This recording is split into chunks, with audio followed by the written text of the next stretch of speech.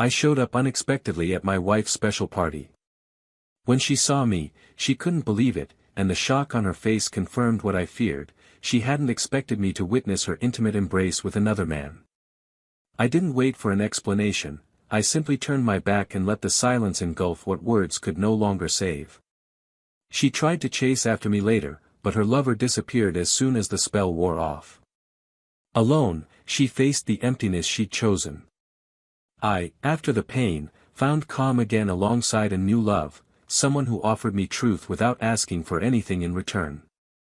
When she came to me, repentant, I looked into her eyes and said, "I forgive you, but I'm not coming back.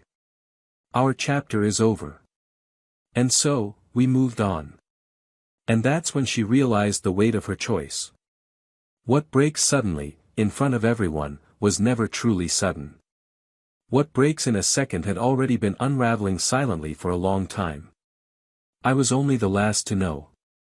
And when I did, it was in the most brutal way anyone can discover the death of a story, before their eyes, before a smile too strange to be innocent, before hands that no longer knew how to disguise the intimacy of another body. The worst thing about betrayal is not what it causes, but what it reveals, that while you were fighting for us, the other had already chosen me long ago. I was there, standing at the door of that stupid party, holding the gift box with sweaty hands and a slight smile on my face, just wanting to see her happy. And what I found was a look of guilt that pierced me like a silent bullet. The kind of pain that doesn't scream, but corrodes. The kind of pain that ages you inside, in seconds. She froze when she saw me, but it wasn't the kind of paralysis of someone overcome with emotion. It was the kind of paralysis of someone caught. As if time had stopped just for her. And perhaps it did, because it was at that exact moment that something in her died, and I only buried it later. Her eyes met mine with a silent plea, but there was no further dialogue possible. The embrace I saw wasn't just physical, it was intimate, it was complicit, it was revealing. And the most desperate thing was that, even with the deafening silence that followed, I knew she wanted to run after him. And she did. But he had nowhere to run when the ground itself collapsed beneath his feet. Her lover vanished like smoke, as all cowards do when reality begins to outweigh illusion. And I withdrew. Not out of pride. But out of respect. Not for her, for me. Because some things, when they break, don't stick together. Not with 1,000 apologies, not with tears, not with longing. The pain came in waves. It wasn't all at once. It was gradual. It was when I tried to sleep the next day and turned to the wrong side of the bed. It was when I looked at the toothbrush that was still there, as if nothing had happened. It was when I heated up the coffee and remembered she preferred it cold. It was when I opened the closet and saw the blouse she wore when she stayed home on Sundays, pretending we still loved each other as before. It was in every corner of the house. In every corner of my memory. In every silence. Betrayal, sometimes, hurts more for the emptiness it leaves than for what it destroys. Because it destroys, yes, but what remains is the absence of what once was. It's the poisoned doubt, when did everything start to die and I didn't notice? It's the feeling of having lived a lie that seemed so true that to this day I wonder if I was stupid or just too in love. But time is both cruel and generous. It gives you distance. And with it comes clarity.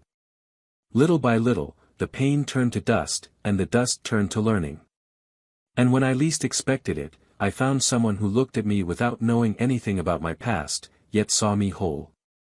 Someone who asked for nothing in return, who didn't compare me to anyone else, who didn't make me prove every day that I was enough. It was strange to be loved again, without fear, without distrust, without half-truths. I found myself rebuilding ruins that I didn't even know were still standing. I relearned to smile without thinking about what I'd lost. I learned that life goes on, and that true love doesn't need promises, it proves itself in constancy. And that was when she returned. Remorseful. Thinner. Sadder. More broken. With eyes that were once alive now downcast, as if carrying the weight of their own mistake. Her voice trembled as if speaking to a ghost. And in a way, it did. Because the one she betrayed, died the day he was betrayed. What remained was another man, a man at peace, but who would never be the same again. She tried to explain herself, tried to cry, tried to rebuild something with words that no longer held power. "I lost myself," she said. "And I found myself," I replied. And that was it. The end doesn't need noise. Sometimes it comes with a simple, firmly said no. She still tried to get closer afterward. She appeared from time to time with silly excuses, as if the life she destroyed could be swept under the rug. But the truth is, when someone shows who they are, you have to believe. And I believed. I believed she was capable. And that's what saved me. But she couldn't move on. She was trapped in her own mistake, and her regret wasn't pretty, it was cruel. It was like an emotional illness that wouldn't go away. Time didn't heal, it only intensified the pain. Because she didn't just lose her husband, she lost the man who loved her unconditionally. She lost her home, her complicity, her best friend. And when the silence passed, only the echo of her own voice remained, whispering the name of someone who was no longer there. At night, alone, she relived that scene like a recurring nightmare, her at the party, the other man in her arms, her husband at the door, the shocked look, the absence of words. It became the movie that played every time she closed her eyes. Time became torture. And the guilt, punishment. One day, years later, I was told she'd started having panic attacks. That she'd wake up in the middle of the night, shaking, as if she'd seen a ghost. But it wasn't a ghost. It was herself. It was the part of her that was left behind. Regret is a kind of prison without bars. And she lived between the memories of what she lost and the terror of never being loved the same way again. Because no matter how many loves come after, none will be the one you destroyed with your own hands. No look will shine the same way. No laugh will be as light. No touch will carry the same weight. When you betray a true love, it's not the other you lose. It's yourself. And she realized it. Too late. What she never knew, and perhaps never will, is that there was a night I almost went back. Just one. It was raining. I'd had a few drinks. I looked at my phone and thought, is there still a way back? But before I could type anything, I remembered the pain. I remembered her face, the embrace with another, the feeling of being left behind like something disposable. And I took a deep breath. I deleted the message. I turned on the television. And I went to sleep next to the one who never made me doubt myself. Perhaps this is the greatest punishment for those who betray, knowing they were loved by someone who will never be loved again. And losing that forever. Because there are mistakes we forgive, but never forget. There are pains that become scars, but burn when the rain comes. And there are stories that, even beautiful ones, end, not for lack of love, but for too many lies. But what happened to her after all this? Did she find redemption? Or does she still live inside that nightmare, searching for a way back that no longer exists? Welcome to the channel. Here, we do not romanticize and never support any form of betrayal. The stories you will hear are fictional, but they carry profound truths. Our purpose is clear: show how betrayal destroys homes, corrodes feelings and leaves scars that time cannot erase. Prepare to immerse yourself in an intense narrative, where every choice has a price, and not every regret finds forgiveness. Now take a deep breath, and get ready to hear a shocking story.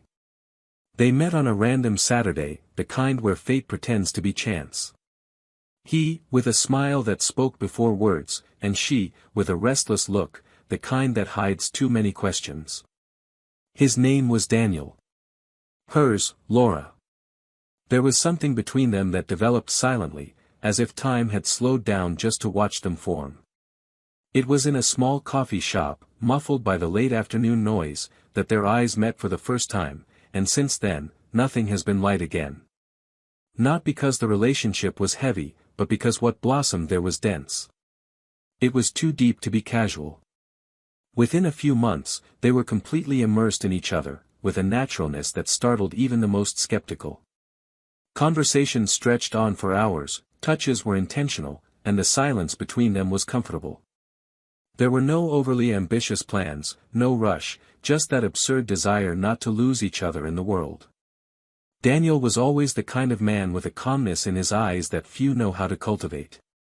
He worked in architecture and had a discreet sensitivity that revealed itself in the details, like when he realized Laura needed silence or when he made breakfast on Sundays without her asking. He wasn't one for grand gestures, but the small ones carried the weight of someone who loves consistently. He had a common past, without significant traumas, and a childhood marked by present parents and a stable home. He didn't know much about deep pain, but he knew about presence, about listening, about care. Laura, on the other hand, was more intense, more fickle. She was a literature teacher and carried in her chest a universe of emotions that sometimes even she couldn't translate. She lived her feelings loudly, spoke with her hands, had fits of laughter, and cried watching perfume commercials. She had a difficult relationship with her father, who left home when she was still young, and this shaped a certain fear of abandonment that she masked with irony and independence. At first, these differences seemed like a perfect fit. He brought peace, she brought color. And together, they created a routine that, to outsiders, resembled one of those stories people wish for themselves. They lived in a spacious apartment, filled with plants and books, where time seemed to pass differently. Simple candlelit dinners, repeat movies on Fridays, playlists to listen to in the car, plans for vacations, everything seemed to fall into place. Friends said they complemented each other, that they were unlike anything they'd ever seen. And perhaps they were. Because there was truth there was surrender. At least for a while.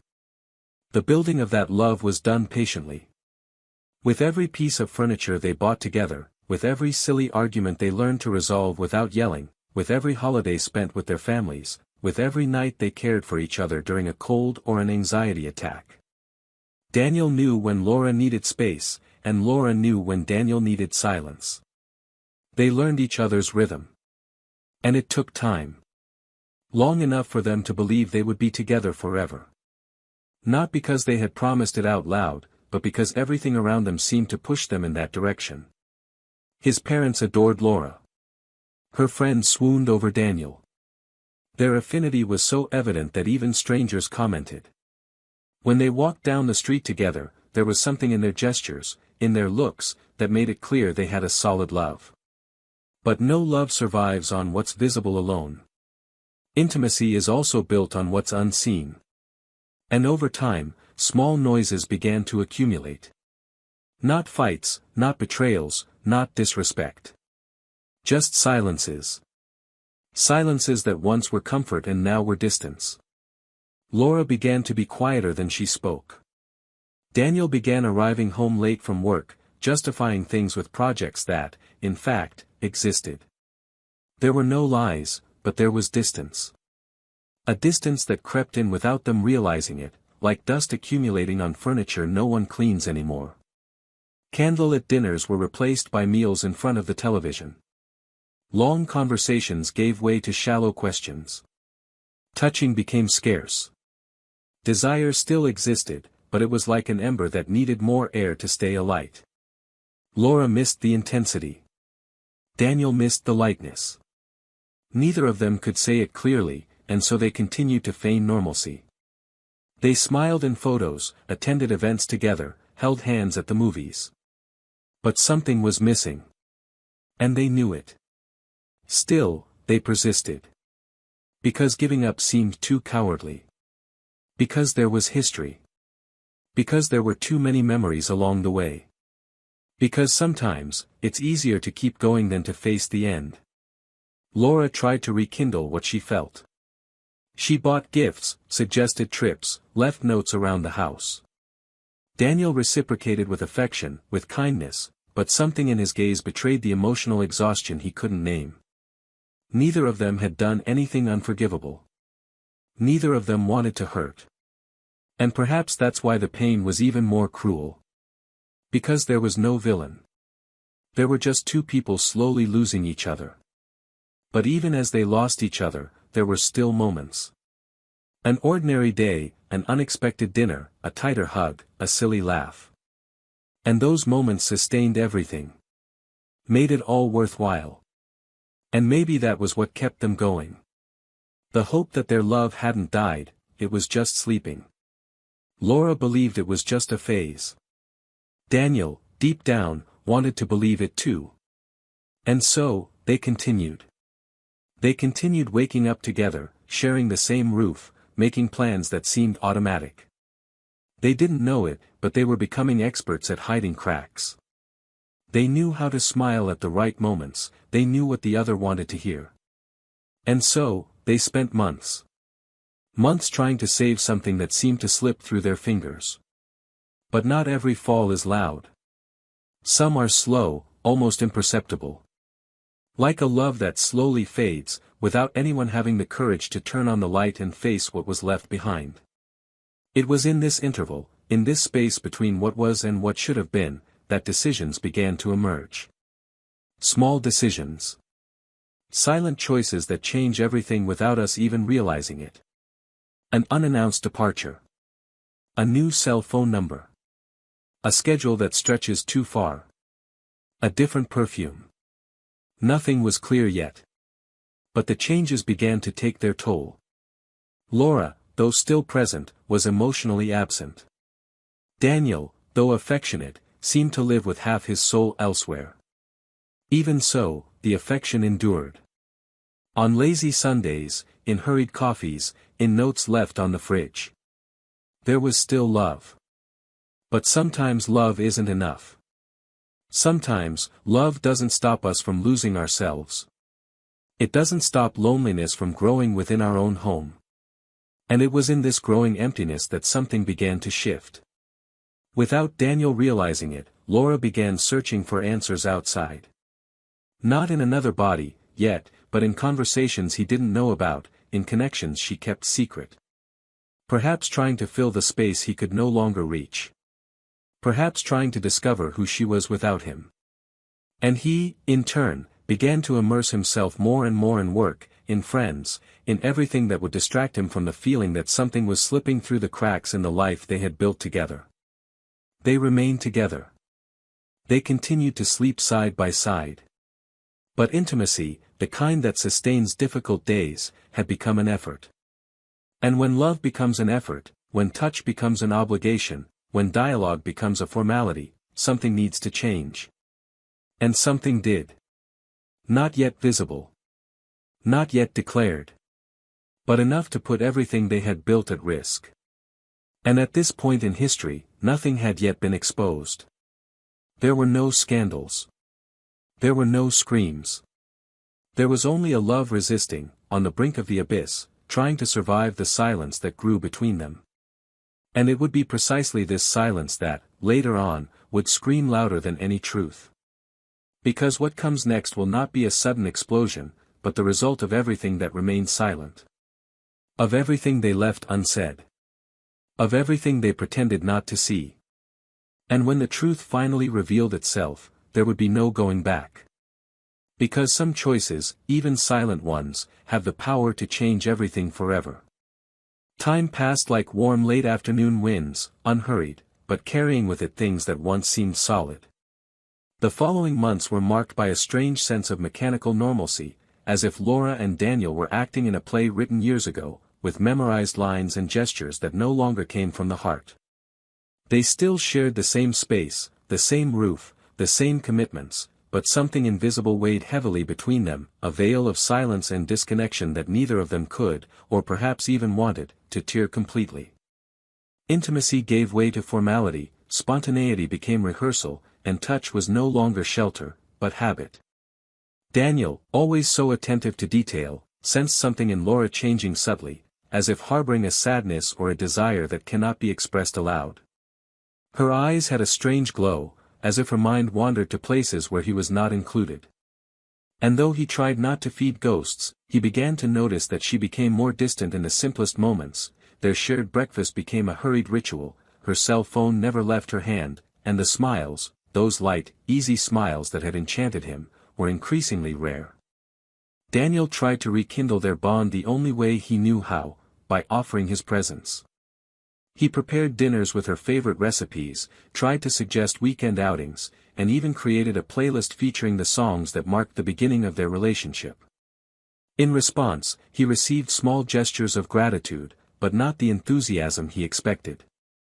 It was like watering a plant that was already dry inside. Love, which had once been an exchange, now felt like charity. And Laura, even surrounded by care, seemed increasingly restless. She spoke more vaguely about her days, avoided details, was more distracted by her cell phone than by the conversation, and whenever Daniel asked if everything was okay, she smiled with a just tiredness that hid much more than fatigue. Doubt began to grow inside him like a bitter seed. Was there someone else? Or was he becoming invisible inside his own house? Amidst this silent imbalance, an invitation to a year-end celebration organized by mutual friends arrived. An intimate party, something more private, with people they both knew. Laura showed some enthusiasm, which surprised Daniel. She said she would go alone, knowing he had an important meeting the next morning and didn't want him to get tired. It was understandable, and he believed her. He still trusted her. He still believed that, despite the distance, there was a bond between them that couldn't be broken so easily. On the night of the party, she emerged dressed with a care he hadn't seen in a long time. Her perfume was striking, her hair tied back with an unpretentious charm, her eyes lit up as if she were about to rediscover a piece of herself. He complimented her, smiling, and she thanked him with a kiss on the cheek, as if thanking him for a gift she hadn't asked for. She left, leaving a sweet scent in the air and an absence heavier than the previous ones. Hours later, something inside him began to sting. A restlessness difficult to explain, as if his instincts were screaming through his rationality. The meeting had been cancelled mid-afternoon, but he decided not to tell her. There was something he wanted to understand for himself, something he needed to see with his own eyes. He got in his car, drove silently to the party venue, and entered without warning. It was a house with low music, warm lights, and a garden decorated with candles. People laughed in small groups, wine glasses in their hands, and the mood was light. But he wasn't looking for anyone but her. And he found her. At the bottom of the garden, among the faint shadows of the trees, was Laura. With him. A man Daniel had never seen. Their hands touched intimately. Their eyes spoke silently. And when she rested her head on his shoulder, Daniel froze. His breath caught, his chest tightened. It was as if he were outside his own body, watching his own fall. There was no kiss. There was nothing overtly reprehensible. But the gesture was enough. It was too much affection to be innocent. It was too much complicity to be friendship. Laura's gaze roamed the man's face gently, and it was at that moment, precisely at that instant, that she saw him. Her eyes met Daniel's in the darkness. A second of paralysis. A second where the whole world seemed to stop. He said nothing. Neither did she. Her body took a step forward, as if trying to justify, as if trying to chase after what had been broken. But he turned his back before another word could be spoken. He left the party without looking back. And as he drove through the empty night streets, the silence within him screamed truths he couldn't yet name. The next morning, Laura arrived home with her face drawn, her eyes sunken, and her breathing ragged. She tried to speak. She tried to explain. But Daniel wouldn't listen. What needed to be understood had already been seen. The pain he felt was too deep to be patched up with apologies. And yet, there was a sadness in his eyes that went beyond anger. It wasn't just hurt, it was disappointment. It was the death of a trust built with so much effort. And Laura knew it. He knew he'd crossed a line. I knew I would lose more than a relationship. I was losing the man who knew her best, listened to her best, held her most silently. And he, even torn apart inside, maintained his usual calm. He didn't yell. He didn't demand. He simply communicated, firmly and painfully, that he needed some time. That the house could no longer hold them both. And she, without the strength to argue, left with a suitcase in her hands and a void on her shoulders. In the days that followed, Daniel sank into a state of torpor. He didn't cry. He didn't speak. He simply existed.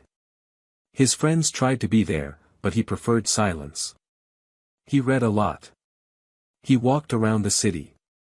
He watched couples on the streets and tried to understand where he'd lost his way. At some point, he even believed he'd failed. That perhaps he hadn't loved enough, that perhaps his calm way of loving had been interpreted as coldness. But over time, he realized he'd given everything he could. That he'd been whole, even when she was already half gone. And this awareness gradually transformed the pain into clarity. Laura, however, didn't disappear. She continued sending spaced messages, trying to maintain some contact, saying she regretted it, that it had all been an emotional mess. But Daniel didn't respond. The pain was still too fresh to allow any dialogue that wouldn't bleed further. And then came the day of decision. An important event, an inevitable reunion. Mutual friends organized another party, this time to celebrate one of their birthdays. Laura was going. Daniel too. There was a tension in the air that no one could name, but everyone could feel. He decided to go. Not to confront her. Not to provoke her. But to close, once and for all, that chapter that still hurt. He dressed simply. Hair tidy, beard clean-shaven, gaze steady. Upon arriving, he greeted everyone politely and found a more private corner. And it was there that she saw him. For the first time since their separation, their eyes met again. There was no longer surprise. There was guilt. And there was pain. Laura approached slowly. She tried to smile. But he didn't return it. It was at that moment, in the middle of the room, amidst soft lights and low music, that something unexpected happened. A woman, previously unknown to everyone there, approached Daniel with a soft smile. She touched his arm lightly, whispered something in his ear, and they both smiled. It was a simple smile, but full of meaning. And Laura understood. She understood that perhaps, for the first time, she was no longer a part of his life. She understood that the void she had left was beginning to be filled. And that broke her insides. More than 1,000 words, that simple gesture hit her like a mirror showing everything she had thrown away. Remorse came like a blow. And regret, like a chain tightening around her chest. Daniel looked at her one last time. There was peace in his gaze. And it was in that moment that she knew, he had forgiven her. But he wouldn't return. And that was the greatest punishment.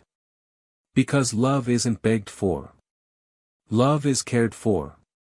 And she didn't. But what Laura didn't know yet, what no one there imagined, was that behind that story of estrangement, behind that seemingly banal betrayal, there was something much greater hidden. Something that would change everything. Something that would transform regret into a silent and devastating punishment. Something that was yet to be revealed. Their final reunion happened almost by accident, though they both knew, deep down, that it would happen one day. Laura showed up at the coffee shop they used to go to years ago, now by chance, or perhaps by unconscious impulse. Daniel was there. Time had passed, and there was a solid serenity about him, a steady presence, like someone who has overcome deep pain without forgetting where it came from. She sat 2 tables away, hesitant, looking at her hands. He saw her. He showed no surprise, no coldness. He simply observed her for a second too long to be neutral. She stood, walked toward him, and, her voice breaking, asked to talk. He hesitated, looked around, took a deep breath, and said yes. They walked to a nearby park, where dry leaves covered the ground and the air was as heavy as the silence between them. For minutes, they simply walked, as if the movement itself could dissolve the memories. Until she stopped and said, bluntly, that she needed to tell him everything. Everything that was trapped, everything that was hidden, everything that silence tried to protect. He said nothing. He just stared at her, his eyes calm but attentive. She took a deep breath, fighting the shame and the weight of the truth that had long been eating away at her. She said she didn't know where to begin. He, in a firm voice, told her to start with the reason. The real reason for everything. Laura trembled. She said that at first she hadn't wanted to deceive him, that she thought it was just confusion, that she needed to feel something new, different. That for a long time she had tried to deny to herself that she was needy, that she felt invisible, but that she had never wanted to hurt him. Daniel remained motionless, without anger on his face, just with the firmness of someone who wants to hear it through to the end. Then came something he hadn't expected. Laura said that the man she'd gotten involved with at the party, she'd known him from before. Long before all that. Daniel frowned, feeling a pang in his chest, but waited. Laura continued, more quietly, as if afraid even the trees would hear her. She said that years ago, when she and Daniel were just dating, she had a brief fling with this man. It was a no-strings-attached, fleeting affair, a passion that burned out quickly. When she met Daniel, she thought it was all over, that the past was buried. But it wasn't. She ran into him again, by chance, months before the party. They started talking, reminiscing, and she, without realizing it, slipped back into something she thought was over. She said that at first it was just conversations, then quick coffees, until they started seeing each other more frequently. But what Daniel didn't know, and what she had hidden from everyone, was that this man didn't want her back. Never did. He sought her out for revenge. Revenge for their sudden end in the past. He said she humiliated him, that she disappeared from his life without explanation, that she made promises she broke. And when she appeared again, fragile, lost within her own marriage, he saw the perfect opportunity. Daniel, who had been quiet until then, looked up and asked why she was telling him this only now. Why reveal this after so long, after so much pain? And that was when the cruelest truth came out. Laura began to cry. She said she tried to forget. That she was too ashamed. That the man had recorded videos of their encounters without her consent. That one day, when she tried to end things, he threatened to release the footage. He told her she had too much to lose. That her family would never forgive her. That her mother, already in poor health, couldn't handle a scandal.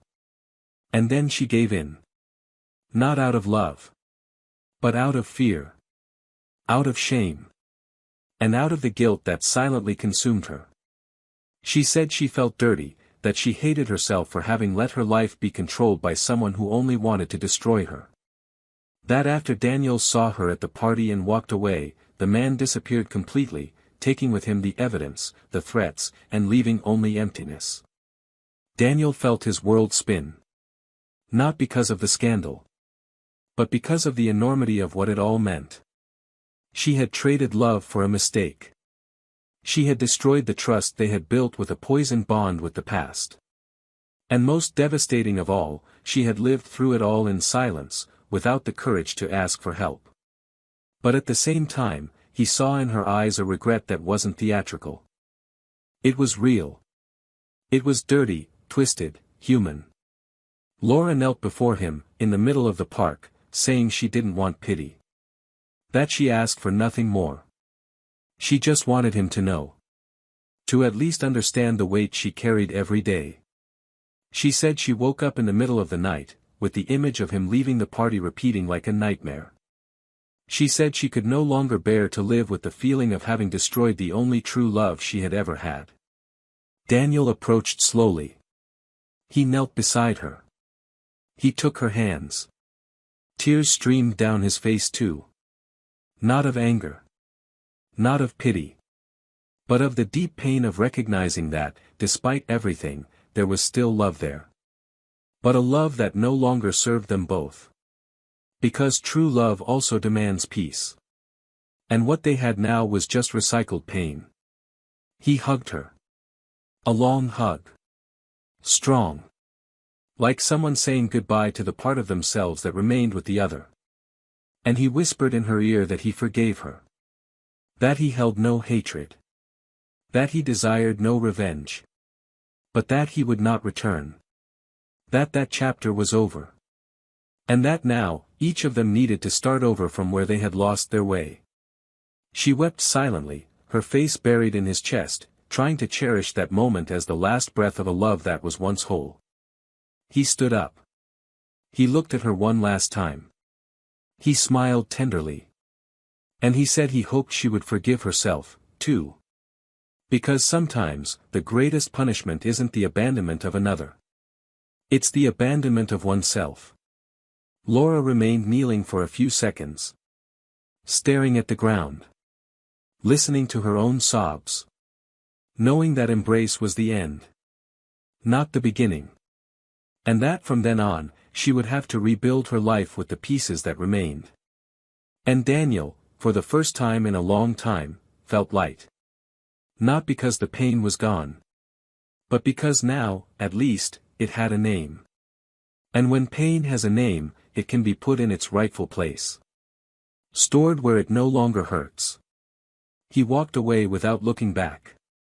Because everything I needed to see had already been seen. Everything I needed to hear had already been said. And everything I needed to feel, he had already felt. But as I moved on, I never imagined that closed chapter would still leave unexpected echoes. Because even when love ends, life continues to test how much we've truly learned from pain. And sometimes, it returns. In a different way. In a different form. With a different name. And that, was yet to come. From that last encounter in the park onward, life seemed to take on a new rhythm for them both, as if they had finally accepted that the love between them would not withstand the ruins that remained. Daniel walked away. Not abruptly, but with the gentleness of someone who knows that maintaining contact would only prolong an inevitable agony. He moved to another city weeks later, not to escape, but out of a need for new air, new faces, new places that didn't remind him of the home where he had built dreams that ended in silence. Laura, on the other hand, stayed. Not by choice, but by paralysis. She tried to move on with her life, but she couldn't get through a single day without feeling his presence in the little things. Daniel's ghost visited her in the streets, in the cafes, in the songs she tried to avoid. The emptiness she once felt inside now had a name, and the weight of that name was unbearable. Laura's mother, weakened, worsened after her daughter confided part of what had happened. She didn't talk about blackmail or the videos.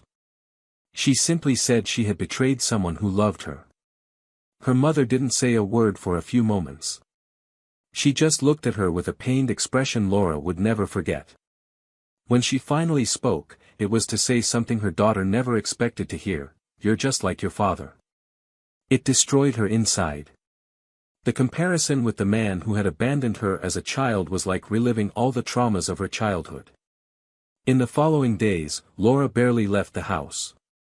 She wouldn't look in the mirror. She didn't have the courage to go out to places where she might run into people she knew. Guilt ate away at her like rust. On the other side, Daniel was slowly beginning to breathe a different air. In the new apartment, still smelling of fresh paint, there were few things. A few unopened boxes, rented furniture, nothing very personal. He was in no rush to start over. He spent his late afternoons walking along the boardwalk near the beach, listening to music on his headphones and observing the people around him. Solitude no longer hurt him. It was like a necessary silence to listen to his own soul. And it was on one of these afternoons that he met Marina. She was sitting on a bench, writing in a notebook, completely oblivious to the world around her. Daniel sat nearby, and he couldn't explain why, but something about her subtly drew him in. It wasn't exuberant beauty or overt charm. It was a kind of presence. When she dropped her pen and he bent down to pick it up at the same time, their eyes met. And it wasn't like his encounter with Laura. There was no electricity. There was peace. She thanked him with a gentle smile and went back to writing. He got up and left, but that night, he thought of her. In the following days, they met again at the same time, without scheduling. And soon, they began talking. Nothing deep at first, just brief exchanges about books, music, the weather. But Daniel felt that with Marina, he could be who he was now, not who he had been with Laura. Meanwhile, Laura received increasingly spaced visits from her mother, who now required intensive care. She tried to make amends with practical gestures, bringing medicine, preparing meals, but she knew this couldn't erase the disappointed look on the face of the woman who raised her alone. At night, Laura relived everything. The mistakes, the lies, the choices. She mentally replayed the scene at the party, Daniel's look in her eyes, his voice saying he forgave her but wouldn't return. And, worst of all, were the dreams.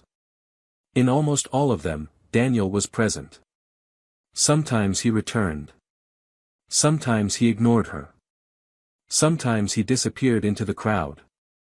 But in every dream, Laura woke with her heart in pieces. Time went on. Marina and Daniel began going out together.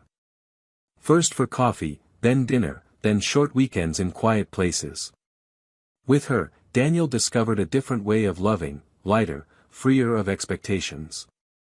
Marina didn't demand his completeness. She accepted his pauses, his absences, his silences. And, little by little, he began to let her occupy spaces within himself that had been locked away since Laura.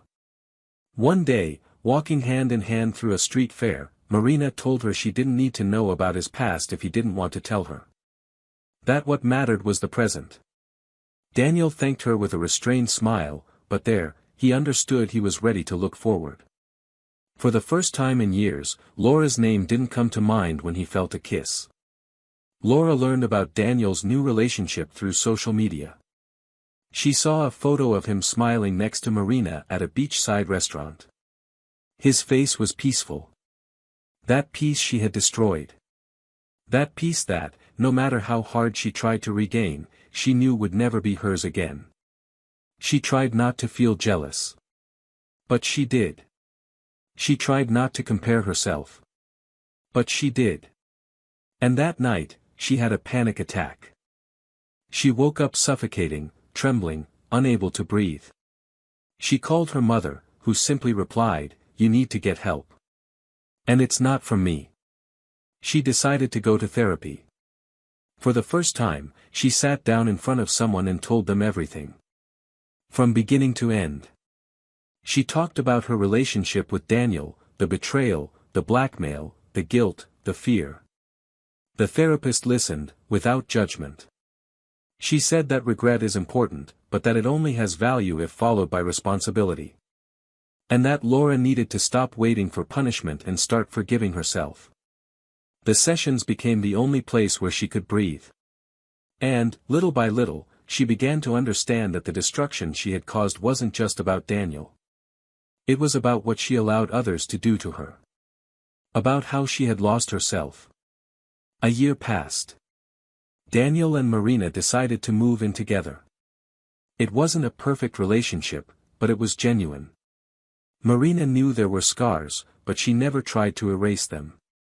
She knew when Daniel's silence was longing, knew when he needed space. And Daniel, in turn, began to allow himself to be with her again. Laura, now more stable, continued her life at a slow pace. She cared for her mother, wrote short texts that she never published, and sometimes walked alone through the streets where she used to walk hand in hand with Daniel. One day, she ran into him by chance. He was with Marina, smiling, carrying grocery bags. She considered leaving, but something made her stay. She approached. Daniel saw her first. There was no shock. There was no anger. Just a slight nod. She stopped in front of him and said she was happy to see him well. Daniel responded with a sincere, "Thank you." Marina, discreet, stood by, silent. Laura looked into his eyes and said she still dreamed about him sometimes. Daniel replied that he did too. But now, with the future. She smiled, with pain, but also with a strange sense of peace. Because there, in that brief encounter, she understood that the chapter had, indeed, ended. Not with anger. Not with sorrow. But with the acceptance that love, when left untended, dies. And that when it dies, what remains is learning. And that day, upon returning home, for the first time in a long time, Laura wrote something that wasn't a rant. It was a farewell. She wrote, "I loved you the wrong way. And you loved me in the most beautiful way anyone has ever been loved. It took me a while to understand the value of that. But today, I know. And that's why I can finally say goodbye." And that silent, painful, but necessary goodbye was the first step toward her being able to dream of the future one day. Without regret. Without guilt. Only with the hope that, even after the worst, there's still room to rebuild. Even if it's just herself. Laura spent days reliving that brief encounter, like someone trying to absorb the last seconds of a dream they know will never return.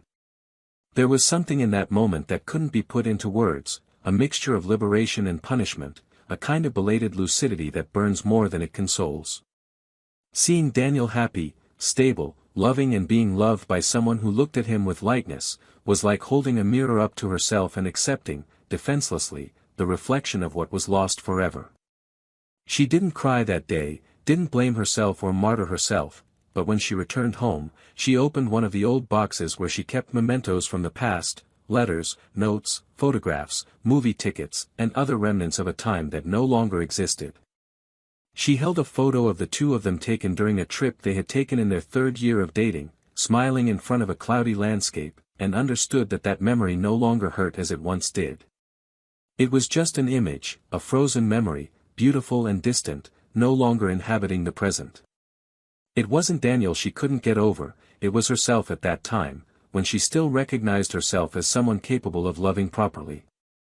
The following days were marked by a silent process of acceptance. Life continued with its sluggish routine, but now there was a new kind of movement within it, the search for the true meaning of what was left. Laura was still in therapy, but for the first time, she wasn't going there to talk about regret or guilt, but rather to understand the woman she was trying to become. She no longer wrote about pain, but about starting over. Little by little, she reconnected with friends she'd previously avoided out of shame, began participating in reading groups, and dedicated herself to small social projects. She discovered that, although she couldn't erase what she'd done, she could, yes, rebuild herself. Quietly, without fanfare, without trying to prove anything to anyone. Simply by being better. More whole. More complete. Daniel, in turn, immersed himself more and more in his relationship with Marina. She wasn't a replacement, and he knew that from the start. It was a new beginning. A new construction, built on the maturity that grief brought him. The two cultivated a relationship based on respect, care, and listening. Marina was gentle but firm, respecting his space while still maintaining her presence. She didn't ask questions about the past, but listened attentively when he opened up.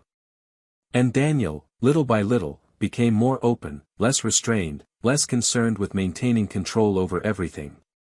He allowed himself to laugh out loud, make mistakes, and show fear, things he'd previously camouflaged with the false stability of someone who believes they need to be the pillar of everything. For the first time, he felt like he was in a space where he was loved for who he was, not for who they expected him to be. One day, at a dinner with friends, Marina surprised him with a simple but profound speech. She told him how Daniel had transformed her understanding of love. She said he was present even when he didn't speak, that she had learned from him that love doesn't need to be demonstrated in grand gestures, but sustained in daily choices, in the care of those who stay even when the other fails, and that this had completely changed her way of loving. Daniel, hearing this, felt a lump in his throat. Because, even if Marina didn't know it, she was describing exactly the kind of love he once offered Laura, but now, in another time, with another person, it was finally being recognized and valued.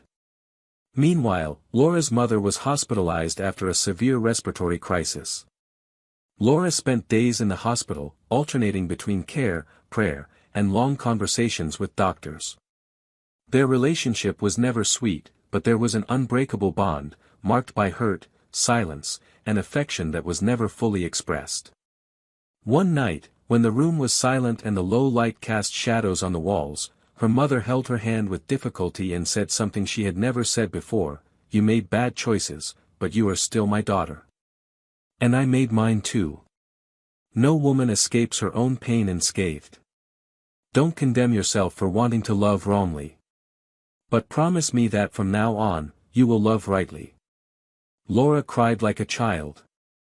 Not only because she heard the voice of someone who had always been tough become soft, but because she knew that this might be the last apology her mother would ever make. And in that moment, she felt she could finally put her shame behind her. In one of her therapy sessions, Laura revealed she felt a strange urge to write a letter to Daniel. Not to get back together. Not to win him back. Just to thank him. For everything. For the way he loved her, for the way he forgave her, for being the most sincere mirror she'd ever had. The therapist said it could be a good symbolic closure. And so she wrote. A long, deep, honest letter. She spoke of the past, what she'd learned, how much she'd made mistakes, and how much she was still in process. She said she hoped he would remain happy and that, truly, she hoped Marina would be everything she couldn't be. He put the letter in an envelope but didn't send it. He realized, when he finished, that it wasn't necessary. That letter was for her. A final gesture of liberation. Around the same time, Marina lost her father. It was a painful process, as the bond between them was strong. Daniel remained present throughout her grief, taking care of the little things she could no longer do alone. And during this time, something within him solidified: that woman was now his home. And he was ready for something bigger. He began discreetly planning a trip to propose to Marina. It wasn't about forgetting the past, but about embracing the present with everything he had learned. He prepared everything calmly, with details he had thought through for months. It wasn't extravagant, but it was intimate, deep, and genuine, just like he was. During this same period, Laura began teaching at a neighborhood school. She rediscovered a joy she had forgotten. The students looked at her with admiration, and she felt useful and inspiring. She began writing short stories, using fictitious names but portraying feelings she knew well. One of the stories ended up being published in a literary magazine. She read the printed text as if seeing a part of her soul take shape. For the first time in a long time, she felt proud of herself. Without needing anyone's validation. It was in this scenario, where everything seemed to be falling into place, that time finally fulfilled its role, teaching us that some stories don't have happy endings in the romantic sense, but rather honest, profound, and just ones. Stories that transform us, that confront us with our flaws and force us to choose who we want to be based on them. Laura learned to live without looking back, without waiting for messages that would never come, without harboring empty hopes. Daniel learned that moving forward isn't about running away, but about understanding that some loves only serve to teach. Marina learned that loving someone who's been broken requires courage, but that when you choose to rebuild together, life takes care of making things blossom. And at that point in life, all paths were ready for a new direction. The descending action of that story wasn't about erasing what had happened, but about allowing each person to move on in peace with the consequences of their choices.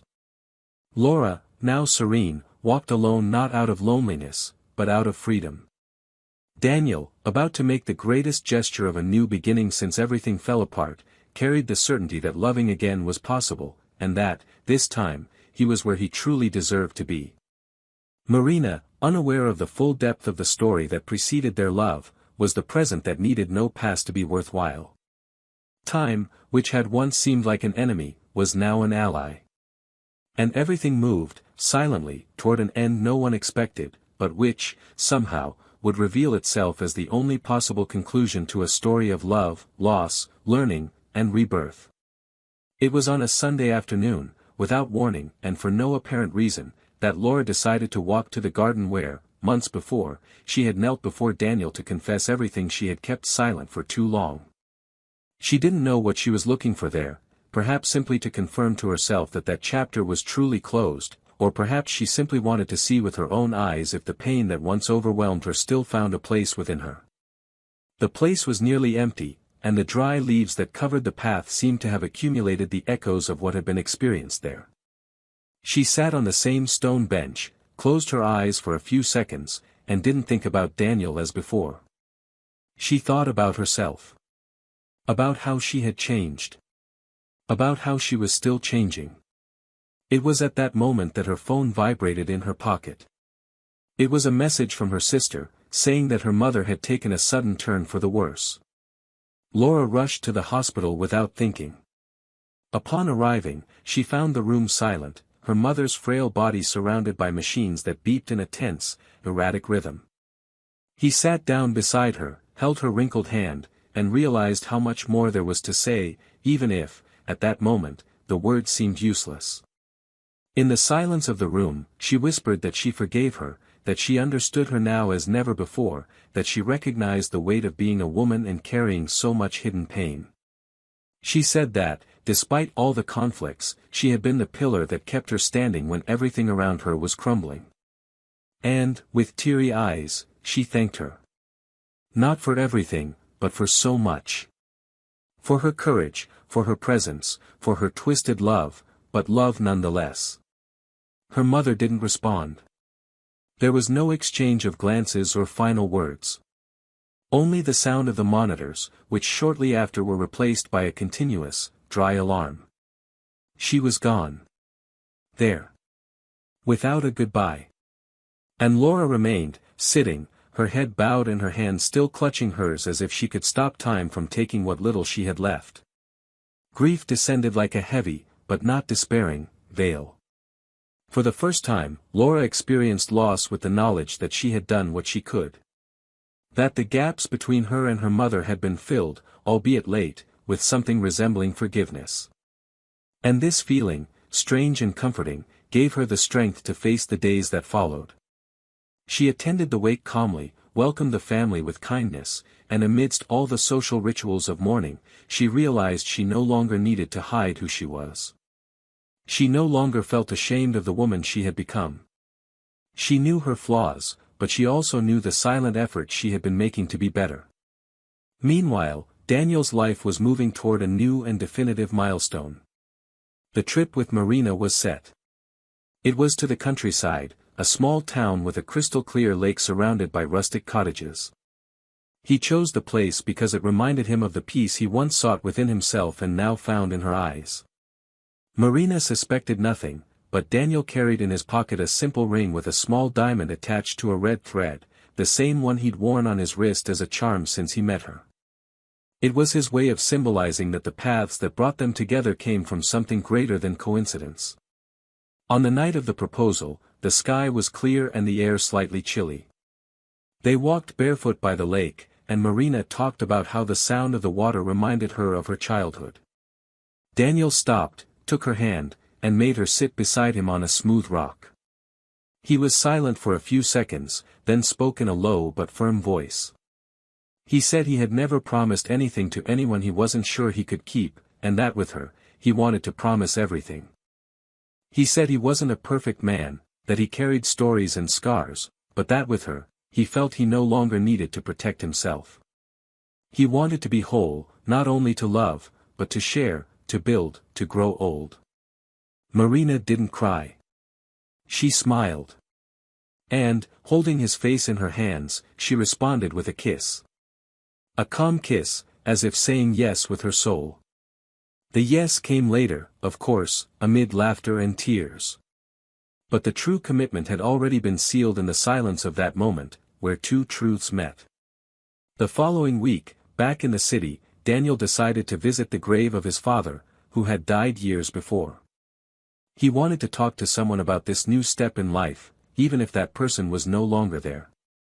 He brought flowers, carefully cleaned the marble, and spoke loudly, as he had as a child.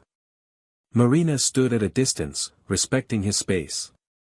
On the way out, they passed a small flower shop, and upon seeing an elderly woman sitting at the counter, Marina decided to go in. They talked for a few minutes, and the woman, with sweet eyes, said she had recently lost her husband. Daniel, upon hearing her speak, approached. And the woman, after briefly telling her story, said a phrase that stuck with him for days: "Sometimes the love of our life isn't the one who stays, it's the one who teaches us to recognize the right love when it finally arrives." Marina looked at Daniel and squeezed his hand. He smiled, a certain heaviness in his gaze, but with a light heart. As the discreet wedding preparations began, Laura made an important decision. She decided to publish a book. Not an autobiography, but a collection of fictional short stories inspired by real feelings. Stories about loss, new beginnings, forgiveness, and rebuilding. She chose a pseudonym, not out of fear, but so the texts could speak for themselves. When the publisher approved the material, she cried. Not out of sadness, but because she understood that, even after everything, it was still possible to flourish. One of the stories described a woman who had betrayed the man who loved her and spent years trying to make sense of the emptiness that remained. The story ended with the character planting a garden over the ashes of the house she once destroyed with her own hands. It was symbolic. And necessary. One night, walking through one of the downtown bookstores, Daniel saw the book in the window. He picked up the copy out of curiosity, flipped through a few pages, and after reading 2 paragraphs, he recognized something in the style, the words, the pain contained between the lines. He had no doubt it was Laura. He read the entire book in 2 nights. He didn't cry, but he felt a silent gratitude. For her having found a way. For choosing to transform pain into art. And for, even indirectly, still being able to touch him with truth. Days later, as he left a cafe with Marina, he saw Laura across the street, emerging from a newsstand with a newspaper tucked under her arm. Their eyes met. And this time, there was no wait. Just a slight, almost imperceptible nod. There was no desire to talk. Nor any need. They both knew there were no more chapters to be written between them. Just a story closed, respected, and finally overcome. The two followed paths that would never cross again, but that could never deny what they represented to each other. Because sometimes the greatest love stories aren't the ones that last forever, but the ones that leave scars that become maps that, if read with courage, lead us exactly where we should be. And everything, now, pointed to the end. Not as a tragedy, but as a conclusion. As the necessary final point in a narrative that, though marked by pain, was reborn in the form of forgiveness, learning, and a new beginning. And the true outcome, this one, was already approaching like the last breath of an ancient wind, finally preparing to die down. Daniel and Marina's wedding was simple yet meaningful. A private, outdoor setting, surrounded by ancient trees and lit by small lamps strung between the branches, they were surrounded only by their closest friends, those who had closely witnessed the rebirth of a man who had been shattered inside but found the strength to rebuild, not through a new love, but through the choice not to become bitter in the face of disappointment. When Daniel looked at Marina at the altar, he realized that the love he now experienced was not a replacement for the previous one, but the evolution of everything he once believed impossible to experience again. There was no weight of past memories in her gaze, only the lightness of the present, as if every pain he had experienced up until that point made sense for having led him to this very moment. Marina, with her calm eyes and her constant presence, had not come to erase anyone, but to teach that a wounded heart can indeed trust again and that true love does not compete with the past, it only blossoms where there is space. After the ceremony, Daniel discreetly stepped away for a few minutes and walked to a part of the field where he had left a small letter pinned to a tree. It was for himself, written months earlier, in a moment of solitude. When he opened the envelope, he read silently, "If you've made it this far, then understand, you won. Not because you overcame someone, but because you didn't allow pain to transform you into what hurt you. And because you knew how to recognize love when it came, without expecting perfection, only truth." He carefully folded the paper, tucked it into his inside jacket pocket, and returned to the party with his soul at peace. Life had taught him, in the harshest way possible, that to love is also to know how to let go. But now, he finally understood what it meant to stay. That same night, Laura was home alone, sitting on the sofa with a cup of tea in her hands and a book open on her lap. She didn't know exactly why, but she felt a restlessness in the air. A premonition. As if something were closing inside her for good. She turned on the television but didn't pay attention. The phone rang. It was a friend telling her that her book had been nominated for a national literary award. The news took her by surprise. It was recognition. It was validation that her pain, when transformed into truth, could touch others. She wept silently, not for the nomination, but for the symbolism of it all. Because she had written those stories on sleepless nights, on anguished afternoons, in moments when she didn't know if she could continue. She got up, went to the balcony, and looked up at the sky. She took a deep breath. She understood then that, even if she would never receive forgiveness from the entire world, she had finally forgiven herself. Days passed, and shortly after, Laura received an unexpected message. It was from Marina. Direct, calm, without irony. It invited her to a charity literary event where they would both be present as guests. Laura hesitated. She considered refusing. But something inside her told her this invitation was more than a formality. It was a chance. Not for rapport, not for friendship, but to face the new reality head-on. She accepted. On the day of the event, she arrived early and sat in the third row, observing the preparations. When Marina entered, accompanied by Daniel, their eyes inevitably met. Laura didn't look away. She smiled lightly. And Marina, with the same serenity she always carried, returned the gesture with a subtle wave.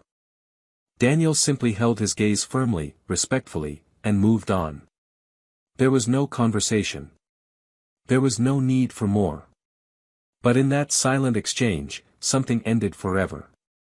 It was the last page being turned, without shouts, without tears, only with the maturity of someone who understood that loving also means knowing how to let go. That same week, Laura's book was officially released in a new edition. She took the stage at the local theater to give thanks, and during her speech, she didn't mention any personal tragedy, but spoke instead about the second chances life gives to those who don't give up trying to be better. She said that everyone makes mistakes, but that mistakes don't have to be the end of everything, as long as we take responsibility for them truthfully and don't try to escape the consequences.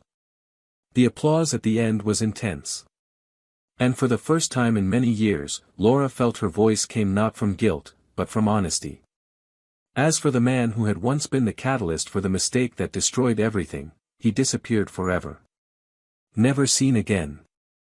For Laura, that no longer mattered. He no longer had power. Because now, she knew that what truly matters is not what is done to us, but what we choose to do with what hurt us. And she chose to no longer be a victim. Not of others, nor of herself. Daniel and Marina moved on with their lives in harmony. They had a son years later, and when he held him in his arms for the first time, Daniel understood that love can multiply when we make room for it. There were no more bitter memories, no more fears. There was only the present, and gratitude for everything that brought him to this point. He knew, with the certainty that only time can give, that if he hadn't suffered what he did, he might never have learned to value love in its most honest form. And that was what he wanted to teach his son, that love is not the absence of error, but the presence of choice. Every day. Choosing the other. Choosing to stay. Choosing to care. Years later, Laura still walked the city streets alone, but now with a firm step. She published 2 more books. She gave interviews. She was invited to give lectures. She never remarried, but she also never lost herself to anyone. She loved, yes.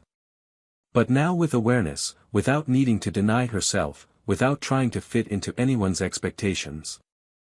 She lived her own truth with courage. And that, for her, was enough.